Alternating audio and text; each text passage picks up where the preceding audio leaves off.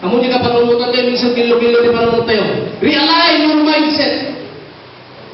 Ang dami nating iniisip, ang dami nating bagabag, punong-puno tayo ng kapi-kapihan sitwasyon, bagabag problema, ang tayo pa yung namagitan, hindi naglag sa aktibiyagan kakapsat, renew your thought life.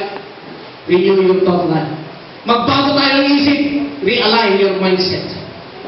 Evaluate your spiritual life. Na sobrang samatan, madinag sanat, ibabaso ng samatan, at subsubiyang man di dating nagbiagton, dati-dati hanak sumano, dati-dati hanak umano, dati-dati nagsasabi dagat, kumanang sa manan.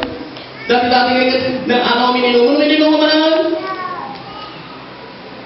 Renew your thought life.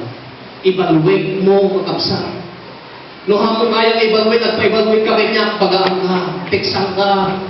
I-renew kakabsa. Why? Para maranasan natin patuloy ang presensya, ang totoong kagalakan sa ating Panginoong Diyos. Amen. Nourish your life. Bagamat kami ng kamang-mangalan di sa uniapon. Bagamat namin nalipatan mo, nagtibuso, nagtanong hindi sa uniapon yusan. Bagamat namin hanggang magbabasa ng Biblia. Magkakag-church sa gabo nag-busy ka ulit yung trabaho mo. Enhance, nourish your spiritual life. Naikwento ko nung kagabi.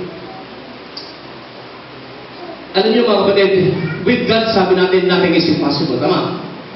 Ang isang ilustrasyon ko kagabi, doon sa part ng Africa, may mga missionaries na pumupunta doon to share the gospel of salvation para ibahagi ang salita ng Diyos. At dito pa lang sa Pilipinas, kasi ang mga pumupuntang missionary ay laging namamatay. Okay? Laging namamatay. Sapagkat nung pinag-aralan nila, doon sa tribe na pinupuntahan nila, unada, haang mapan ang mission iti Africa, nohang kamakaaramid ti miracles. Tanong ka makaramid ti miracles, habang mapanagdagan ti miracles, kakayanda ka, pulutanan ka. Kagamin, kanibalism, ipagpapananda. So dati mga pastor, determinado. He is determined to go as a missionary. Napansin na. Sa mga tuwid, sa madaling salita naroon na siya sa Africa, at pinuntahan yung tribe, yung tribo, doon. At sinabi niya, ano ba yung tawag sa pinuno ng tribo? Ha?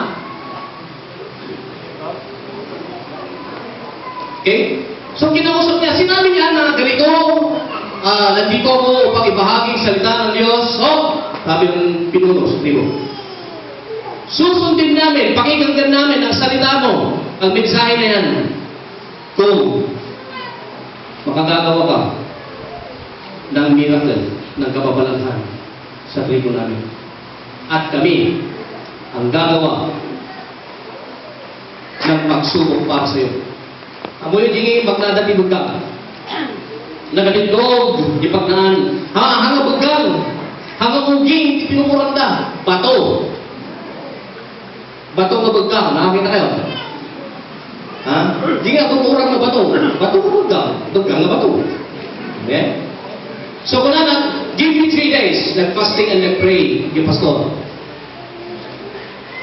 Determinado kami yung pastor eh. Okay? Determinado na ibahagi yung gospel. So, noong araw na ng pagsubok, inaiban namin ang tribo. Okay? So, muna manag na, di katribo na. Ay, baliwala ka. Nasanay na kakastaliburo mo kami tikalo sa atin na siguro niya. Ano marin na?